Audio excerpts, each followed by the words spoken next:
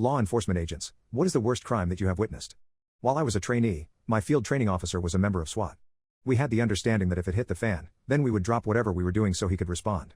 We were at a smash and grab from a methadone clinic when I heard a call of domestic violence came out over the radio. A 19-year-old son had called saying that he thought his dad killed his mom in their house. He was in his room and heard a bang come from his parents' locked bedroom.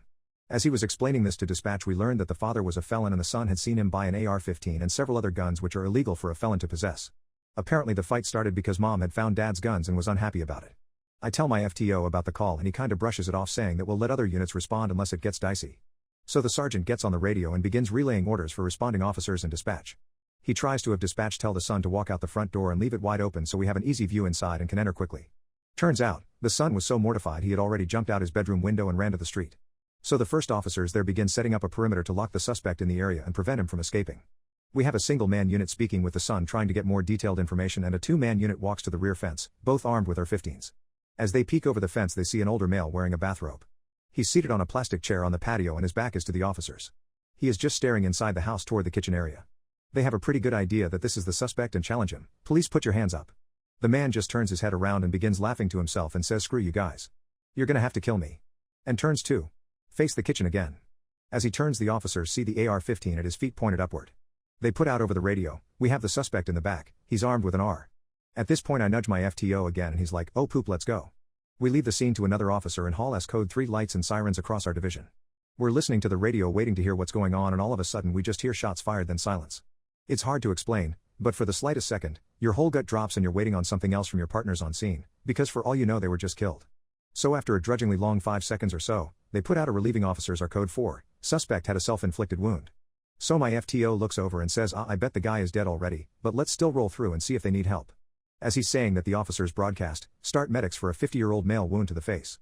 So we kinda say to each other, if he's not dead now, he's probably on the ground dying, when the officers update subject is conscious and breathing. No way he's conscious and breathing. So as we pull up, my FTO sprints out of the car toward the house, leaving me by myself. I park and start walking over when my FTO comes back saying, "Holy crap, you have to see this." At that point I'm thoroughly convinced I'm about to walk into something ridiculous. So as I walk into the backyard I see the guy sitting on a lawn chair. He is literally gurgling for air. Turns out, as officers had challenged him to put his hands up a second time, he just yelled "screw you," and placed the barrel of the AR-15 up underneath his chin. He leaned back and pulled the trigger.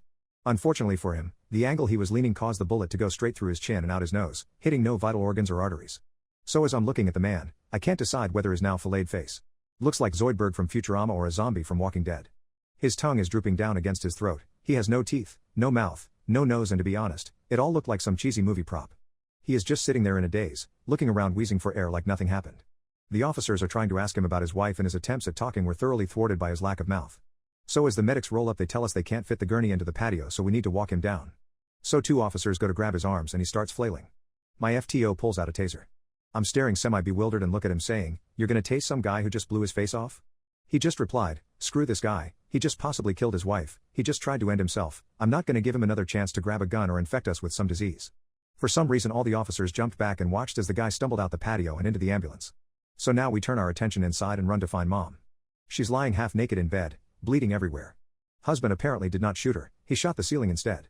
He did however punch her in the face, leaving her a mess. He also brought her to the point of unconsciousness. Somehow, she was still alive and going strong, despite still recovering from a brain surgery a few weeks prior. There were 2 kickers as we left the house. First, turns out the dad was hepatitis C positive, so everyone had now been exposed to it. And even crazier, as I walked out the kitchen, I looked up to the wall. Turns out, when he blew his face off, Dad's mustache was blown into the far wall of the kitchen and was plastered onto the wall like a slab of hairy deli meat.